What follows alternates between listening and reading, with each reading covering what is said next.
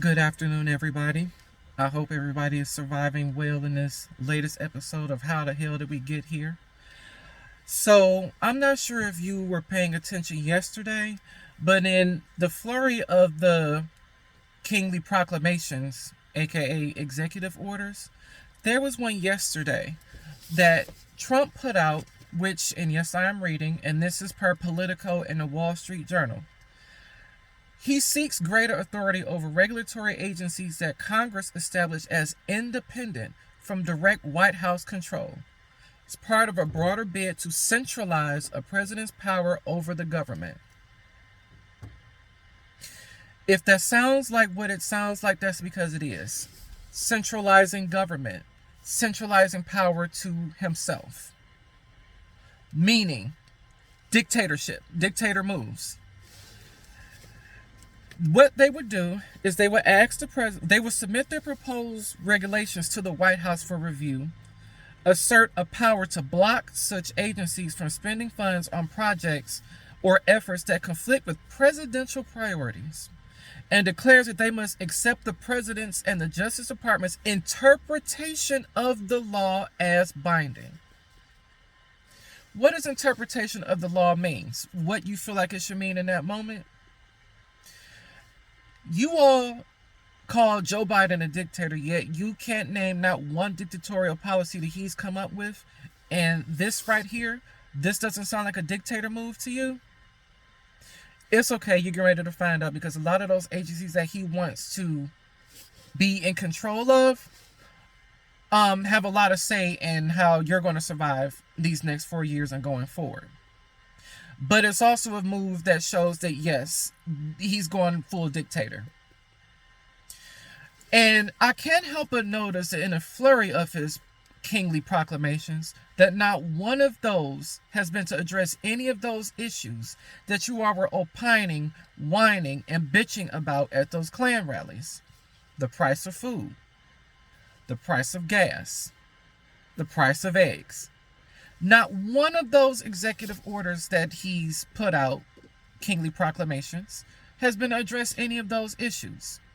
But the goalpost has been moved, because I have personally seen from two people on my timeline, or that I know, that they're more than willing to pay more for for their food and for their medications, as long as he's dealing with these migrants.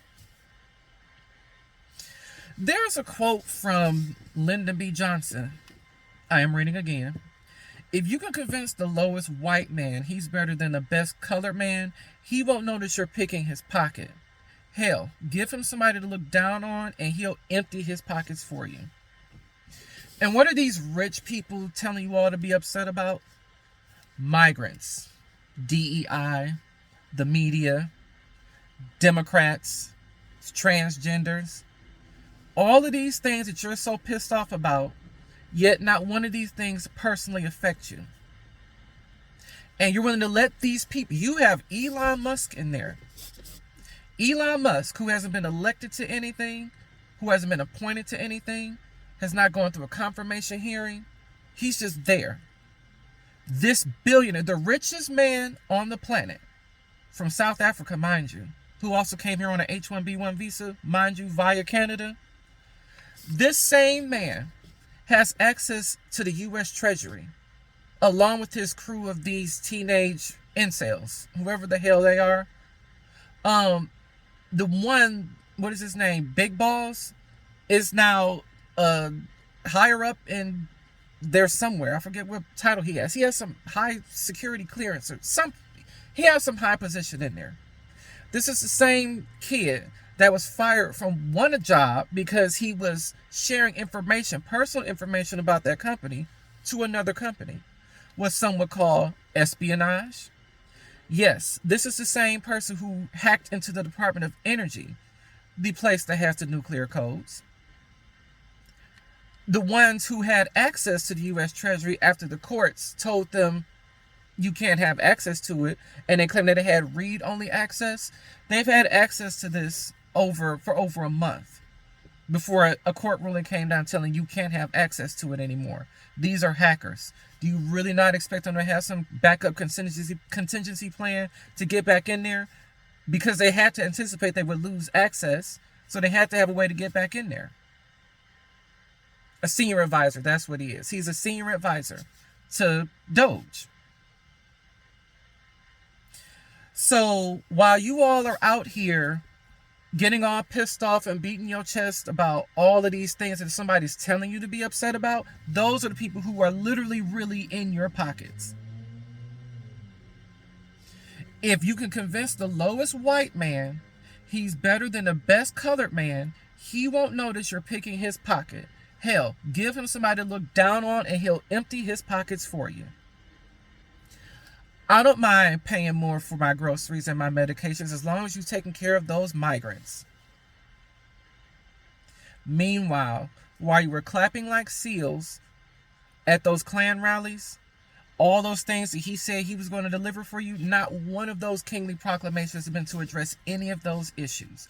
He's more concerned about naming himself head of the Kennedy Center, naming the Gulf of Mexico, Gulf of America, trying to annex all of these countries, building a casino, because now apparently he wants Gaza to establish it as the Riviera of the Middle East. How does any of these things affect you? How does any of these things improve your quality of life? How does any of these things address anything that he claimed he was going to have addressed for you and take swift action on? Because last time I heard, he was supposed to have this shit done in a week. We are now almost a month out, and you have none of these things. But you're going to go follow your dear leader, your king, who is now establishing himself as a dictator as we speak with these executive orders. Bringing all of these damn, I lost my train of thought. Bringing all of these entities, which are supposed to be independent of the White House, established by Congress that way. He wants to bring them under his control. So they can only do things and establish regulations based off of what he feels they should be. He and the Department of Justice, more him than the Department of Justice. These things that can directly affect your life. And make no mistake, all of these kingly proclamations are in fact illegal. What Elon Musk is doing is illegal. Very illegal. But where are the guardrails? What's supposed to happen? Impeachment? There's no numbers to impeach him. He was impeached twice and walked away as if nothing happened. And even if you were to somehow get it through the House, you're not getting it through the House. It's going nowhere in the Senate. Well, you can send the U.S. Marshals after him. Who did the U.S. Marshals work for? The Department of Justice. Who was just appointed the head of the Department of Justice? Trump's Project 2025 plant, Pam Bondi, is the Attorney General. Do you really expect her to turn around and go after the person who appointed her? Do you really expect him to order her to go after Elon Musk? Yeah, you have all these court orders putting a stop to a lot of his proclamations, but he's just ignoring them. And why is he ignoring them? Because what are you going to do about it?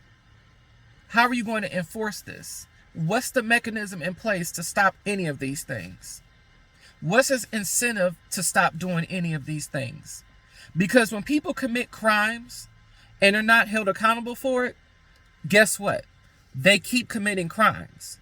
And if you put him in a position which you put about 3, 4, 5 different shields in place to protect them from even being investigated, what's to stop him from just ignoring your rulings?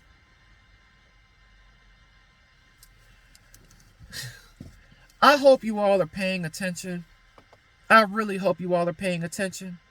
Because while y'all are sitting around here thinking that this man is actually doing something for you, he's actually running your pockets. And he's going to make your life miserable.